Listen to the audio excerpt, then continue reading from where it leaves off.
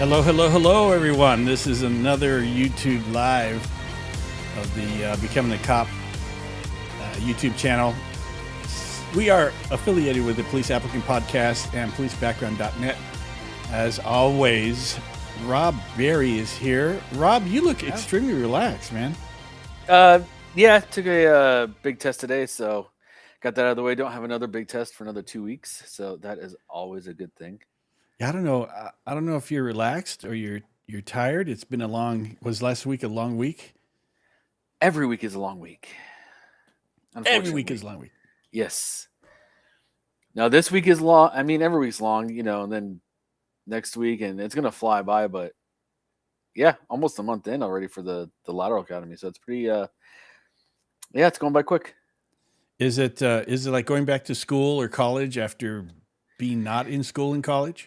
Very much so. Like studying, we had a class on how to study, which actually I found very beneficial because that helped me out. So you went to the academy, and you're taking a class in the academy that's how to study for the academy. How to study. What I actually think everybody should take it in the academy. I don't know if it's offered everywhere because one of the techniques they talk about is one is how to manage your time appropriately when you're actually studying. But then also too, like some techniques that actually help you study, like physical movement. So if you're studying, then what you do is like you'll study for 20 minutes, go like for a 5-minute walk or whatever, and then come back. Or what I do is if I'm trying to remember like a certain phrase, like if we have to remember verbatim, like a definition, I'll just pace around my apartment and like repeat it. And it just, because I'm doing the, one side of my brain and also the other, it somehow solidifies in my brain and I remember it. That's good. Yeah. Yeah. I don't do so well studying, which is interesting for the academy because I had to study extra hard because I'm a visual learner. Oh yeah. And just studying from the lectures and from books, I think that's just not my thing. I'm not very good at that. Me neither. But you learn. you learn how to make it work. I remember I had to study for a test one time. It was a motorcycle license test, and I had to only focus on the answers that I thought would be, and just ignore everything else. Because then when I saw the test, I only recognized the correct answer. I didn't get 100, but still I passed. Still passed. So everything in the academy is going good. Yeah, so far. Knock on wood. Good. Well, I had an amazing day myself. I had a really, really good phone call. It was enlightening. I can't go into specifics, but I had the best phone call today, and so I'm in an amazingly good mood right now. And what we're going to talk about, I didn't put it up on the screen. I know you haven't yet. I haven't, and I'm going to. You know what? Give me 2 seconds because I do have to do that. Let's see. I was going to jump the gun and mention it too. No, that's fine. I'm going to put it up here, and don't go away. I hope we probably won't have our favorite viewer jump on because he started the academy today. Oh, did he really? Yeah, today was the first day. I know which one. So, yeah. So today we're going to talk about time management, how to make yourself not stand out, because the I'm getting texts here from viewers here, but I lost my train of thought. Let me think How here. not to stand out. How not to stand out. So in the academy, I don't know about other academies, but LEPD's academy is where you can get what's called 15-7. Some place calls them like the military. Memos. They call it a chit. Oh, I'm sorry. Yeah. There's also memos too. Memo. That's Yeah. it. And so when you are in the academy, you know what? Want to hear something interesting? So in the academy, you can get 15-7s for LEPD, and that means that you got a thread, an Irish pennant that's sticking out in uniform. So your shirt's not tucked in right. Blah blah. Go write paper on this, and that was Right. called the 15-7. And I will say so. For viewers who don't have any idea what a 15-7 is, because it sounds foreign, it's an employee report. Basically, it's a memo you have to write up on whatever you have to write up. And it covers anything. It covers anything from in the academy to it's just basically a memo. I didn't do this thing in the academy, but then when you get out on the street, it could be I got bitten by a dog. Right. I'm being sued. I want the city attorney to represent me. It could be everything. So that's where that comes from. And I'm sure they call it memos in in other agencies. But the interesting thing is, you're not going to believe this. I did not get one gig, 15-7 the whole time I was in the academy. Yep. Well, I never got one in the LAPD Academy either. So I know. Shocking. That's pretty good. So, but you want to know why? Because I didn't stand. Well, so the first day I stood out because I had, I didn't get a 15-7 for it because it was the first day and the infamous black line. But so back then I bought a suit, didn't check it, and so if you're familiar with men's suits or suits in general, on the back how it's kind of open a little bit on the jacket. Well, they intentionally put like one or two threads of a different color on there to hold it together temporarily. Well, I didn't know that. Yeah. So there was a bright red thread on the back of my suit jacket. So I got ripped apart on the first day. Yeah, that was a good one though. Yeah. That's to keep the little flaps together on the hanger. So you were walking around with a red thread the whole day. No, not the whole, literally for 10 minutes, because then once they saw that, they all just swarmed me, and let's just say that went away very quickly. But none of your classmates told you? No, not at all. I don't know why they do that, man. There are 80-something of us, and not a single person said, hey, you got a red thread on your jacket. You might want to get rid of that. Nope. What year was that? 2007. In 2000. Now I want everybody to realize this. In 2007, the LAPD class was 80. I think we started with 85 or 87. One of the two. We're like mid to high 80s. And if LAPD today can get 25 and graduate 15 today, it's a good day if they can graduate 15. Wow, how times have changed. Yep. We graduated with 50 something, I think. So just going back to those times in background, I was in backgrounds when you were applying, and in those days we had candidates just coming out of everywhere. There were so many candidates that were applying, and it was all white guys and Hispanic guys, and I mean there were more of you guys than we could possibly handle. Right. And now sadly, yes, unfortunately, sadly, they can barely. I mean, the newest class start out with I think 38. I think that's what I heard, and they're down to. Well, last I heard, they were down to 28, so it could be even further that now. Who knows? Mm-hmm. Yeah, that's times have changed. Times have changed. Definitely. I'm not going to dwell on that because then it'll make me depressed. But so let's talk about time management. Yes, you would know about that from your earlier academy, and obviously now. So, what are your thoughts on time management, and how can it make you stand out and get yelled at? So, I mean, time management. This is the way I kind of look at it. Like, what I'm doing right now with the Lateral Academy. It's basically so we're we cover the same material as a basic recruit class, but we have half the time to do it. So, like for instance, we're doing DT or defense tactics. A normal recruit class gets like 150, 160 hours of it in their academy. We have less than 60, and we're testing on the same material.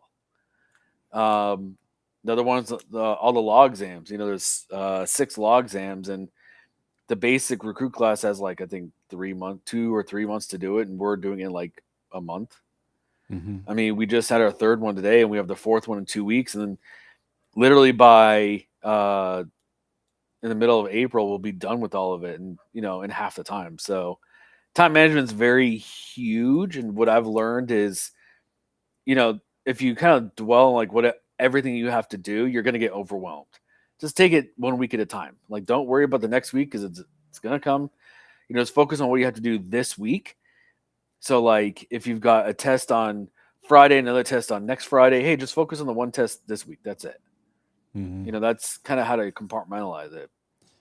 Yeah, and for you have to take all the classes that everybody else takes.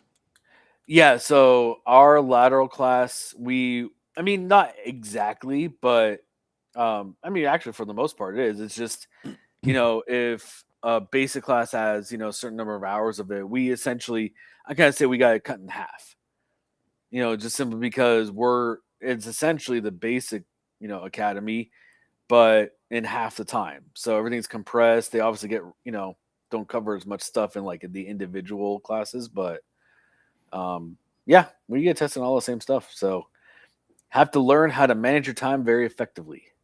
So what happens if you just at the basic level, if you show up late to Ooh. formation? Well, that would be a very, very bad thing. First, so this is another thing like time management. So, let's say formation's at 6:30, in the morning. So, if you show up at like 6:30, you're done for. You're cooked. Mm-hmm. So that's why most, everybody gets there at like 6 or even 5:50, because that way, you know, you try and get there at that time, so that way if something happens, like if there's traffic going there, an accident, whatever, you at least have a little bit of a buffer. Mm. But if you show up late to formation, your entire class is getting smoked. It's getting, now granted, of course, lateral class is different. We're most likely not going to get smoked, but you never know. Could happen. So when you say, let's say someone's late, it's common for the academy to do what's called, is it positive reinforcement or group something? I can't remember the name of it. I don't know the name of it, but I know what you're talking about. You do everything as a group. I mean, there's a reason behind that, because you want everybody like be accountable for each other. So if one person's late, everybody pays for it. So I mean, what is the name of that? It's where the person that did something wrong doesn't get punished, the whole group gets punished, and then by that peer pressure. Oh yeah. Peer pressure or something like that.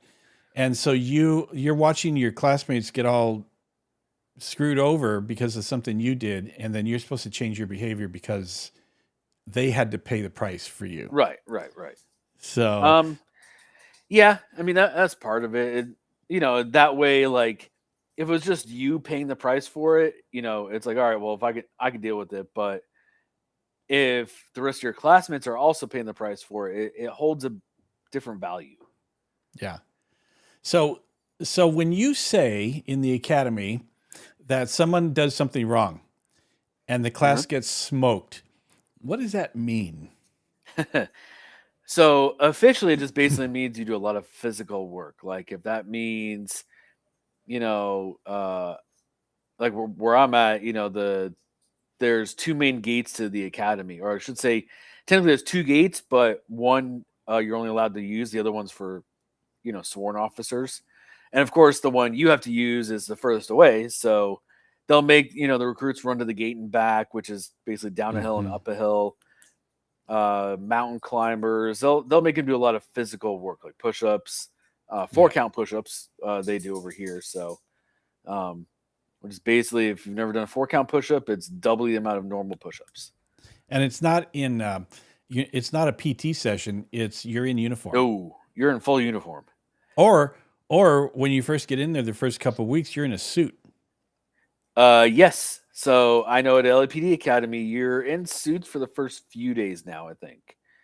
I think for the first 3 days. So yeah, LAPD, if you're, they call it a smoke session. If you're getting worked out, you're in suits. Like I remember very vividly wondering what the heck is going on when we were doing push-ups, sit-ups, mountain climbers in suits.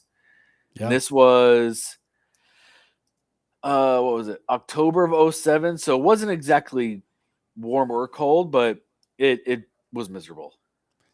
Yeah, and I can't remember the last time I went to the academy, but back when the flagpole was in this certain area, and then if you had to do PT, you had to run. You had to run up the hill, past the tennis courts, and up another hill. And you're in uniform, Oh, you're and that talking was about a Legion Park. I know which hill oh you're talking about. oh you were at Manchester. Well, so when I went through, now it's a little bit different because I don't think they go to Legion anymore. I think it's just for in-service stuff. But when I went through the first month, we were at ARTC, Amundsen Recruit Training Center, which is by Okay. LAX. And then from there, because our class was so big, we got split up. So I think 20 of us went to Elysian Park because that's when we started doing firearms and stuff like that. 20 of us went there, and the rest went to a Davis training facility, which is up in Granada Hills. Is Davis a full a full academy? I thought that was just I thought that was evoc and shooting.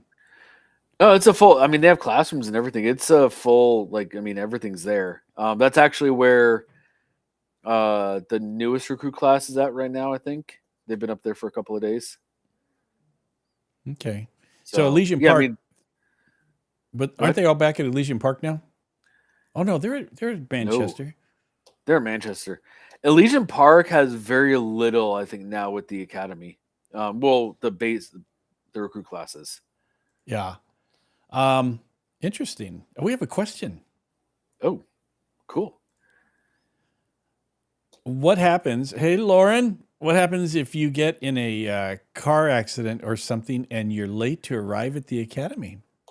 So it happens, and stuff like that. I mean, if you get in a car accident or something happens on the way there, or like you wake up and something happens, whatever, you have to know. Usually it's your DI or your instructor. Just know, hey, like this is what happened. If you're in a car accident, you're getting towed, or whatever. Like, if you can still make it, you can make it. If not, I mean, it's an excused absence. It's not like you're gonna get, like get in trouble for it if you get in a car accident on the way up there. As long as it's not your fault. If it's your fault, that's not a good thing. Yeah. Actually, we had one of my classmates for Ladder class. He got a flat tire on the way to the academy. One of our first, I think it was like our third day, he got a flat tire. He still made it though. How I don't know, but yeah, I mean, stuff like that happens. But It's I think that you're going to get in trouble either way. I mean, somebody could rear end you. You could be in the hospital and all that. And when you get back to the academy, they're going to yell at you. So it doesn't matter, even though it wasn't your fault or something. You still have to get in trouble because that's just the way it I will is. say, so I'm going to challenge you on that. It depends on what phase of the academy you're in. If it's the Hmm. first few weeks or first like month or so, yeah, you're gonna get in trouble. But I think if it's like month 4 and this happens, I don't think you're not really gonna get in trouble for it. True. I don't have a problem with that, Rob. Yeah, I because at don't think that so. point, like if it's in your first month or two, like you're still, because I don't know how LP does it now. Like you're in different phases. Where I'm at, the basic classes that you have phase 1, 2, and 3. So like phase 1 is you're very brand new. Like that's when they smoke you and haze you and stuff like that. Well, there's no hazing anymore. Gotta There's say no that. hazing. Whoa, No. there's no. Um, Not that there that's ever where they was. they work you out and to like so you learn your lessons sometimes. But then when you're in phase 2, they relax a little bit. Not too much, but you have a little bit more leeway and stuff like that. And then phase 3 is usually close to the end where you're about to graduate. You might be like a month or so from graduating, and it's like, all right, we're slowly transitioning you to where you'll be going out in your or going to your FTO phase. Yeah. Welcome, Kelly Squid. Good to see you again. And yeah, Kelly Squid's here. He's always It's here. he's always here. But yeah, I mean, so the academy's not meant to be fun. We already discussed No. that before. But so you want to have good time management. Also, with regard to time management, it's not only at the academy. The academy is kind of structured. You have to be at certain places at certain Right. times. How early should you be at the academy? So even now, like our formation's at 6:30. I get there like 5:50. Um, Ooh, 5:50, 6 o'clock at the latest. ooh, that's so early. I mean, I know some LAPD classes that they get there at 4:30 in the morning to start at 6. 4:30. Incentive training. There you go. I like. Yeah, 4:30. I mean, because they're doing like they're studying and stuff for because they have like defense tactics exams coming up and stuff like that. So it's like extra study time basically. I remember, Hmm. yeah, we had that too. Like we would get there. We would have like from 5 to 6 in the morning. We have study time, and then like we'd stay after too to study as well, and stuff like that. But yeah, I mean, I get there usually half an hour before, just that way I don't have to rush, and then I can take my time and not have to like worry about I'd like getting there at 5 or 6:20 and be like I have to run to formation. Do most people have the discipline to? A lot of times you have to drive home. Maybe you're in traffic, maybe not, depending on what academy you're in.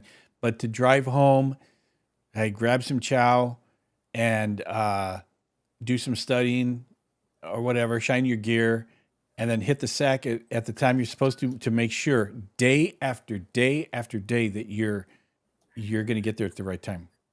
I mean, it's waking up is the I think once you get into a routine, waking up isn't terrible. I mean, you're still always tired because it's an ungodly hour. Um, I mean, the issue is, for instance, you're talking before about 15-7s and memos and stuff like that. There's sometimes when I've heard of recruits getting like, they have to write 5 15-7s, and it's due the next day, and they're up until 11 o'clock at night writing them, and then they have to turn around, go to bed, wake up at like 4 to get to the academy on time. And some days you get a lot of sleep, some days you don't get very much. Yeah, but I mean, I think people a lot of times they think, "Oh, I'm 21, 22. I can still party hardy like I used to, and I don't need all that sleep and stuff." But the academy is kind of taxing, so you've got to get in a good rhythm. Yeah, you have to find a rhythm and routine. That's why, like, Hmm. if you're gonna get there at 6 a.m. every day, make sure you're always there at 6 a.m. Wake up at the same time. Big thing too is try and go to sleep at the same time too, so your body gets used to it. Because when you're Yeah. getting those weeks where you have like a lot of physical training, you'll thank yourself. And another thing is you need your brain to be at 100% every single day. Yeah. Oh yeah.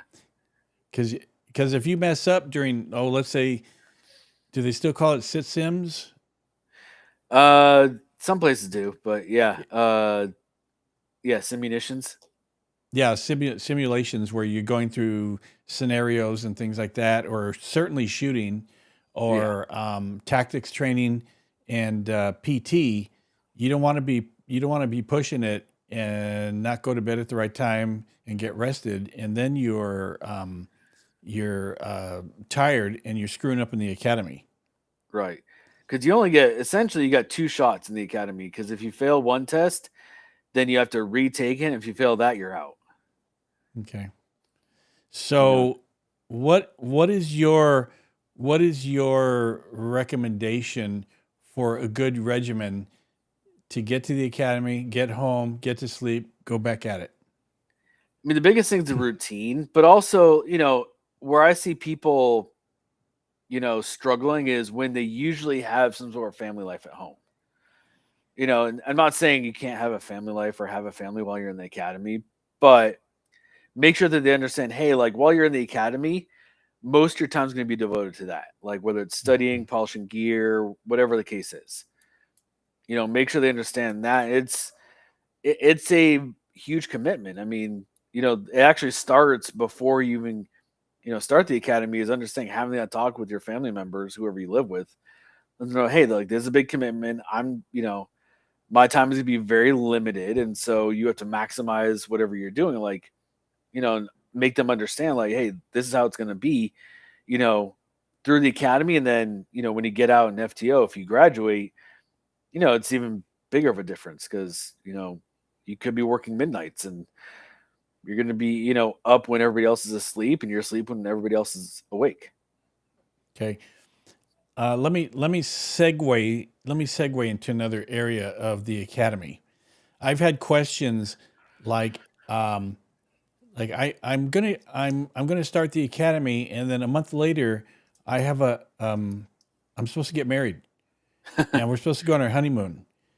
And Nope. what is your take on that? Are they going to give you time off? And the other thing is, what about the timing of your applications? So actually, it's interesting you mentioned the timing of applications because I was just reading about somebody who, and I don't know this person. I just saw it on Reddit, so I'm like, I was kind of curious about it. Somebody who's in the process with LAPD, um, but they also enlisted in the military and they're getting deployed in like June. It's like, all right, well, wait a minute, like, what do you think was going to happen? But talking about like, somebody who they're going to the academy, but in like a month they're getting married and going on a honeymoon. Sorry, you're not getting that time off. Like, you try and go to your DI or instructor and be like, "Hey, I need this time off because I'm getting married." Sorry, you ain't getting it. Yeah. You got a courthouse wedding. Go to the courthouse, sign the marriage certificate. There you go. There's your marriage. Yeah, well, I think that's all has to do with your timing. If you think you're going to be within the next whatever time and it overlaps with your wedding date, probably a good idea to get married sooner, Right. or you're not going to get the week off. So, No, and Tally actually, it's Squid. interesting you mentioned that because. Oh, go ahead. I was going to say, he says 4 college classes is going to work full time. Yeah, because that's hard to go to school and to work full Yeah, time. What were especially you going to his say? schedule working. I was gonna say so. Um, the whole like when you're talking about the marriage thing, like the time off. There's somebody in my lateral class right now that actually already had a vacation planned for this summer and found out that we don't get to use vacation time until next year. We don't have any vacation time Hmm. accrued. So he's got an issue where we're graduating before his vacation, but within a short time frame, he's got this trip planned. And it's like, all right, well, what are you gonna do? Like, Hmm. you don't have any time off accrued because you just started. So what are you gonna do? And so I don't know what he's gonna do. Yeah, Lauren has a question. I think I have the immediate answer to it. Are there any circumstances you get time off in the academy? It doesn't seem like it. Yes. If you die, you get time off, but you They are also have going to to provide resurrect you and bring you back if you die. you have to provide a note from your doctor that you died. Otherwise, I don't think of any. I can't think of any circumstances where you're going to get time off unless there's a certain, like someone in your family gets very ill or sick. But the thing is that Right. you can get time off, but if you take because the academy keeps marching on and it's week by week by week on a certain schedule, you're going to take this class and then this class and that class. If you miss too much, you can't go back and redo all that. You could get recycled if you miss too Hmm. much of the academy and move to the next academy. The bummer about that, if I remember correctly, is if you get recycled, you don't get to wait and then in the week you dropped out, you get to jump into that week. I think they make you go through the whole thing all over again, right? Yeah, they make you start over again. And and here's the thing, like when you're talking about time off, like I think the only time where you ever can get like quote unquote time off is yeah, if you have like a close family member, like immediate family who's seriously ill or on their deathbed or even God forbid dies, you might get a day or two off at most, if that. Um, you know, because anything absent of that, it's like, all right, well, what, there's the academy is structured in a way that, you know, there might be some classes you could like not skip, but if you don't like, if you have something happen that day, like you can make it up later, but they're few and far between. Yeah. And they're definitely not going to give you time off to, go on a trip or whatever. There's no way they would do that. Well, Lauren has another question. I don't think I have the answer to this one as far as LEPD, but other academies I know a little bit about. How did they handle COVID Ooh. in the academy in 2020, 21 when it was all fresh? Did they let people stay home? Yeah. What did you hear about that? Um, so my understanding is that no, they didn't let people stay home. You still had to go to the academy, but they did the whole distance separating and that nonsense. Um, but you still have to go to the academy. Now they altered it, like for instance, physical training. Like if you're doing PT, you're spread out, obviously. But if you're doing like defense tactics, where like you're supposed to be grappling with somebody, they didn't do that. They Hmm. altered it somehow. Um, they had to make do somehow. But yeah, they still academies going. It wasn't they didn't have distance learning academies. You had to show up still every single day. Yeah, they. I know there were some other states because there were news articles about it where they did do stuff from home, but they couldn't do everything from home, like All traffic right. stops or shooting and all that. So I'm imagining they switched what they could classroom wise to home, and then Mhm. there were actually stories, if I remember, academy recruits that did get COVID too. Yep. Oh So yeah, that was a big thing. but that's a good question how they handle that. Well, so Um, like in the lateral academy I'm in, the basic class, they had a guy who I don't remember what happened with him. He had some sort of like infection or whatever. I don't know. Had something to do with his face. So they allowed him to do basically like on some of the classes remotely, like do a Zoom thing for it, so that way he'd actually get the material.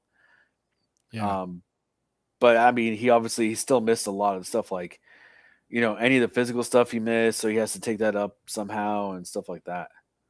I want to say some academies did get closed, but Really? that's a tough one. Yeah, it was all over the board as far as what people, and then I'm sure there were some that had you had to wear masks and you have to keep your distance and all this kind of stuff.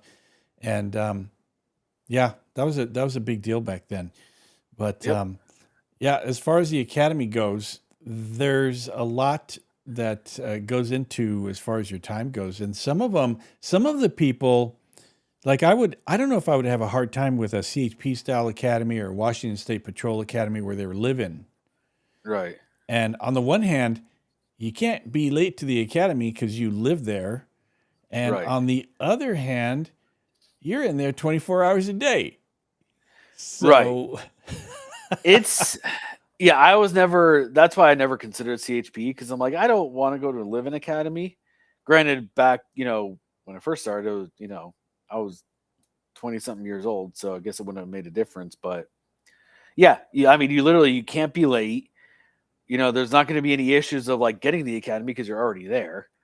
Now, obviously, like on the weekends, you can leave and go wherever you want. But I know most people just stayed up at up near Sacramento. So um, yeah. yeah, I mean, there's pros and cons to it. Con is you're not going to get as many people applying because people with families or any kind of obligations outside of it, they're not going to apply because they can't live there. Yeah.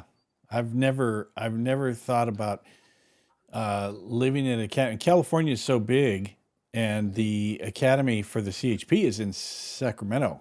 Yeah. And for people who live like in San Diego or Southern Yep. California, and you got to drive or fly home every weekend and be back by Sunday night, Yep. that can be a hassle and a half. But yeah, I mean, so time wise, there's not a lot to talk about on time management other than get your butt out of bed, get to the academy every day. I mean, I will say so.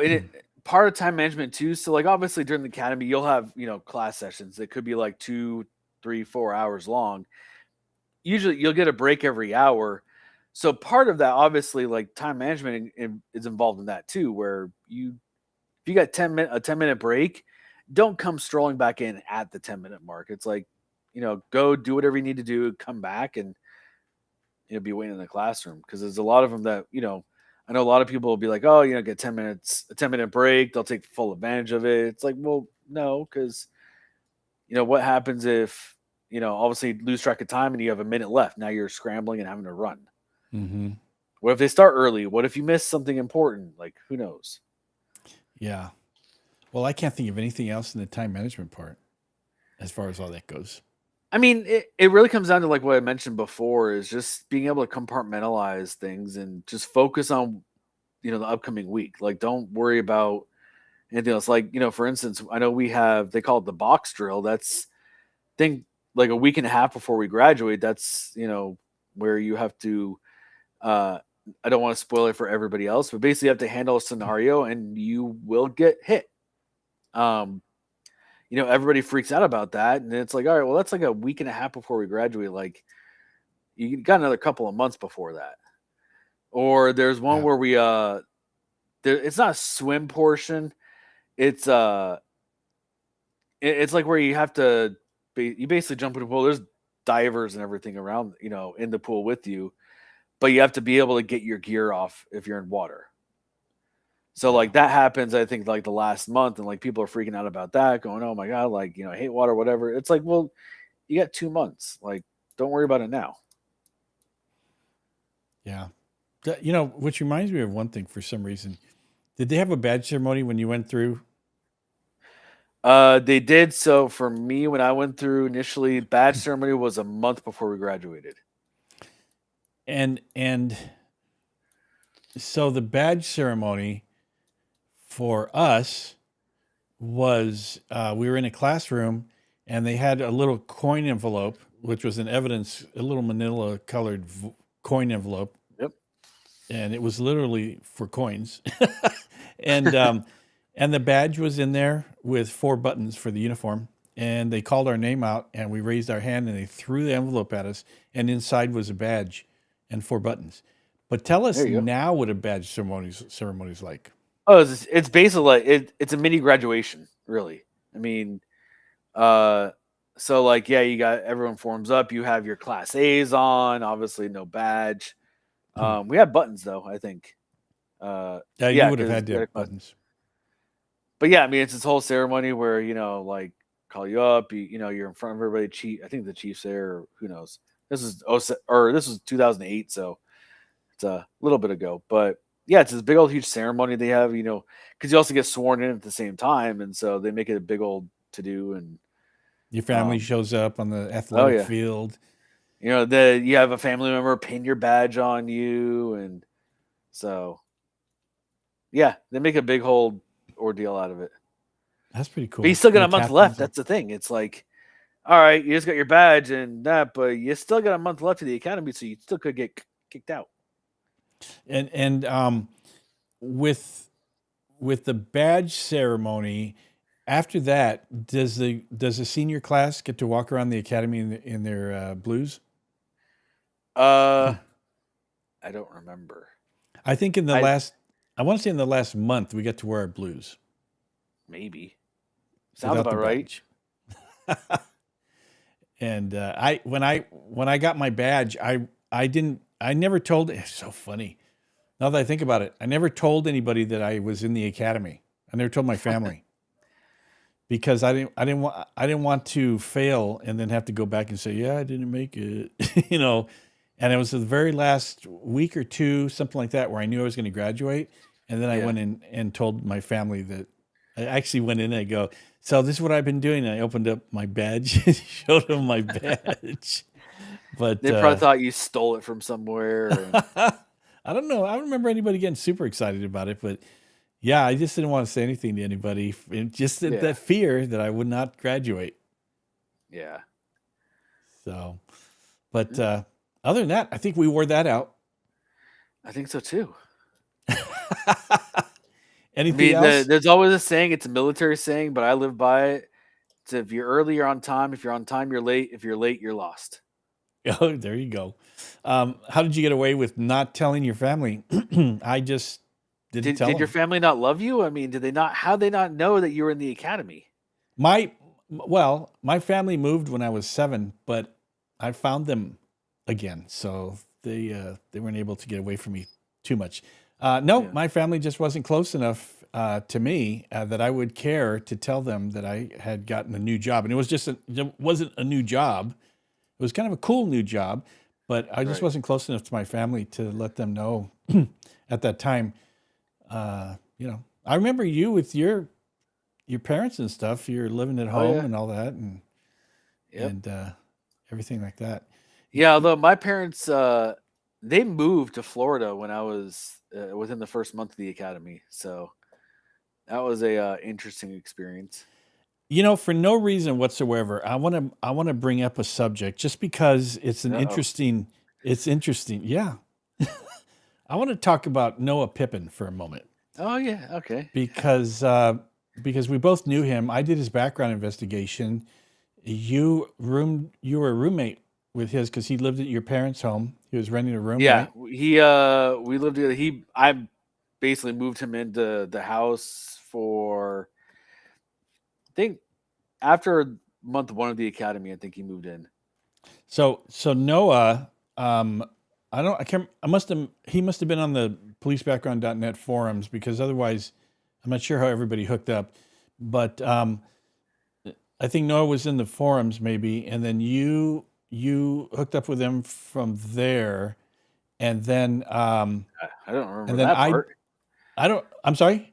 I don't remember that part because he was in my class. I remember that.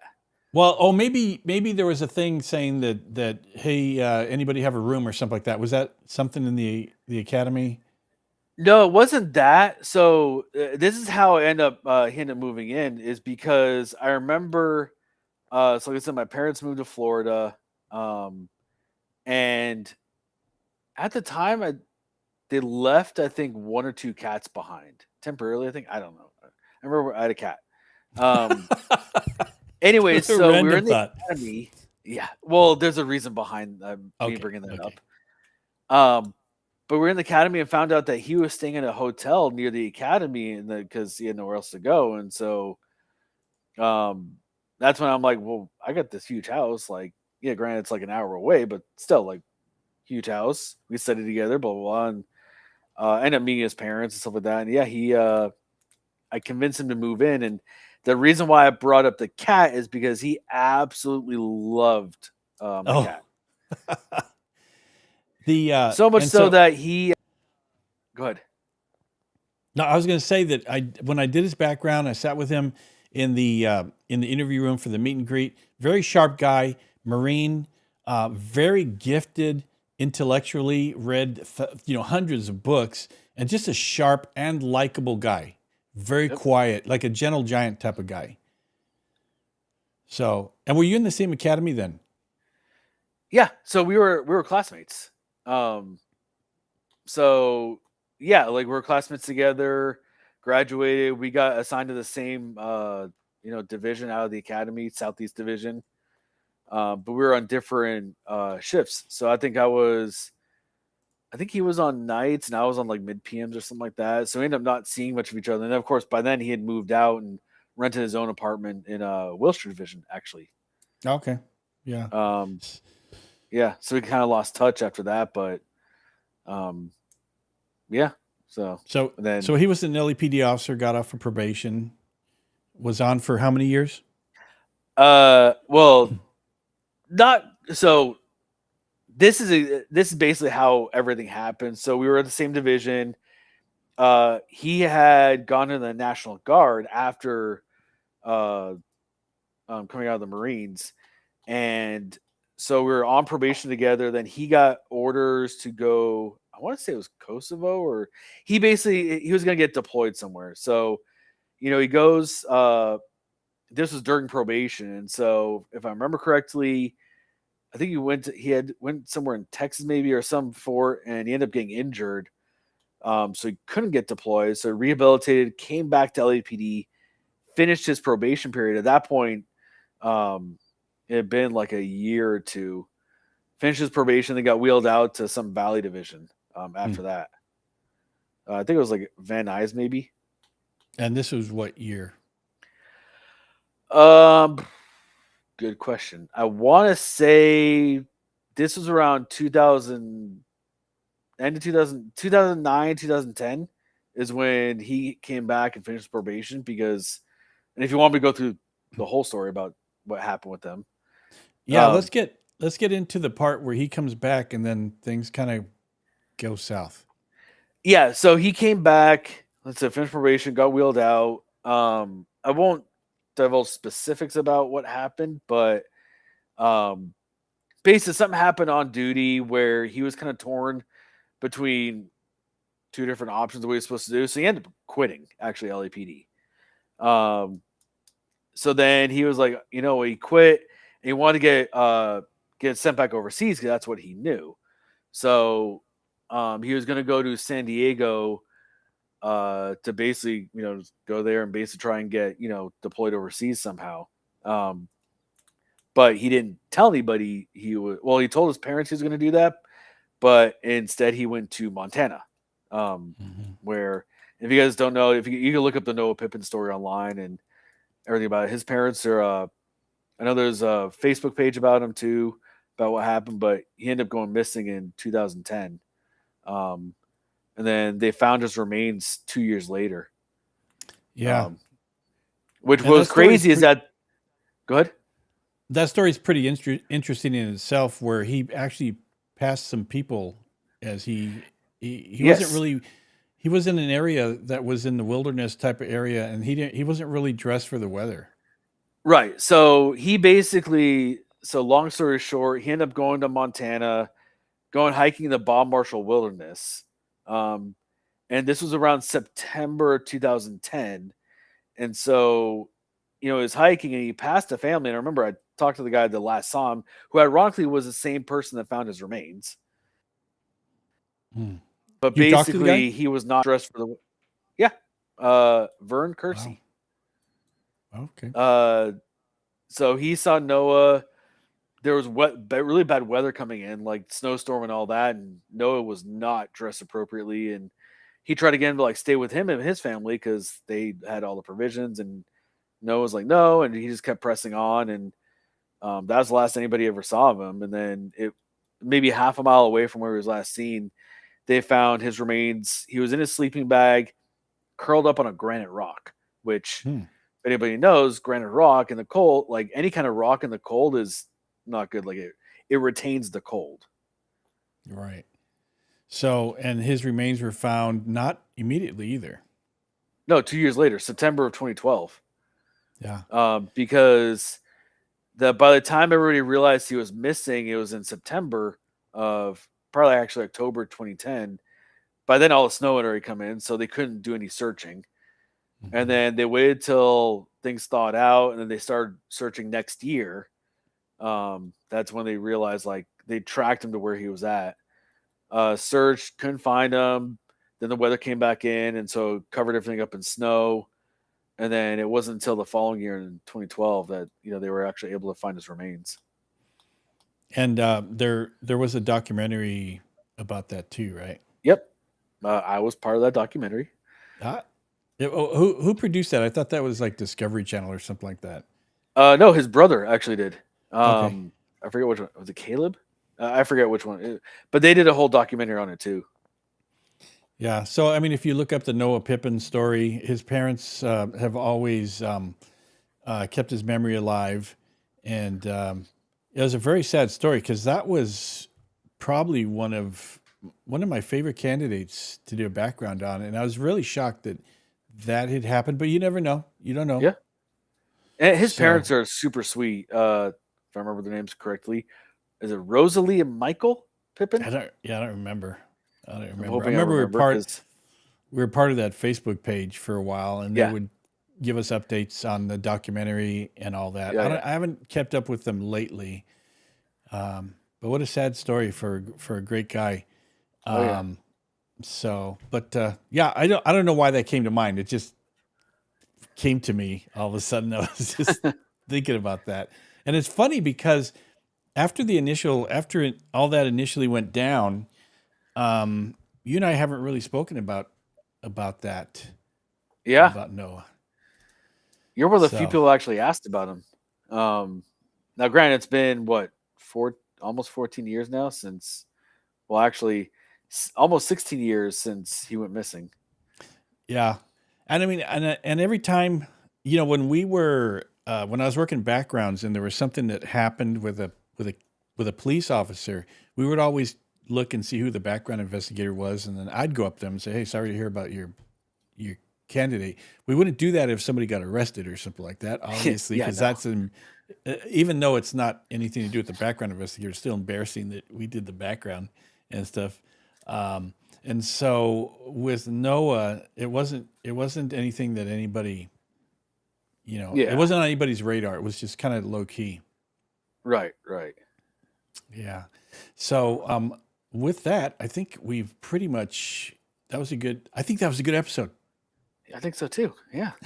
And I hear my dogs in the background growling at each other, so I'm sure they're I like, "Oh, saw we want to that. play." I was telling Rob, he goes, I hope my dogs don't make a lot of noise. And I was telling him, I remember one of the podcast episodes, that there was a dog that kept jumping on the guest's lap. And I go, just don't worry about it. Just let it do that. Cause it's the funniest thing, cause you could hear the dog kind of messing around in the background. I thought it was kind of cute. So I left it Oh there. yeah. You can find us at the Police Applicant Podcast on Spotify and Apple Podcasts. If you have anything, questions or whatever about your police background, go to policebackground.net. That's where Rob first saw me years and years Yes. and years ago Long time ago. when you were very young. When you were very young. Yes. So, It was but almost 20 now years ago now. it's a long time, man. It's a long Yeah. time. And I have to tell you, Rob, I'm very thankful that all these years, no matter where I've gone, from the forums on the internet to Facebook to the podcast, you've always been there with me. And there's been a lot of people from back in the old days that started on policebackground.net that still follow today, and I'm still in touch with a lot of you There guys. you go. So you guys were kind of a close knit family back then. I know we were. So, but with that, you have anything in closing, Rob? I don't, other than make sure you're early to everything, because if you're not, you're late. That's such a simple thing, but it's the truth. Yep. Oh yeah. It is the truth. All right, so we're going to be back next week, and some kind of surprise. We're going to come up with something. If you have anything, you guys, that you want us to talk about as a topic, send them our way. I got a new email address for the YouTube. It's Oh, there you go. amazing. It's YouTube at policebackground.net. So Shocking. That's I so figure creative. I make it simple for folks. But thanks a lot, everybody, for watching. And if you have any questions later on, you can put them in once we close this out too, and we'll go in there and answer them. If you have anything for Rob specifically, you can email Rob at YouTube at policebackground.net. There you So, go. all right, everybody, thanks a lot.